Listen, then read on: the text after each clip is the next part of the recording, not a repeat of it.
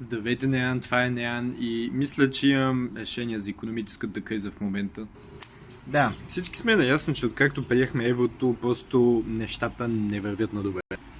Цените са пократително високи и то без никакъв особен резон и това не мисля, че трябва да продължава повече. Не може дюнер на Слънчев бряг да ти е 8 евро и пицата да ти е 3 евро парчето. И ми е изключително ясно, че просто цялото това нещо е, нали, за да привлече чужденци, нали, еврото е чужда валута, нали, целият Европейски съюз ползват еврото, еди какво си, та.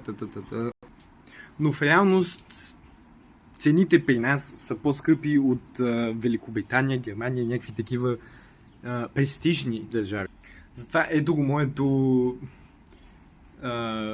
смешно решение. Защо няма цени за чужденци и цени за българи? И сигурно ще си кажете, ама то никой няма да го приеме това. Няма как.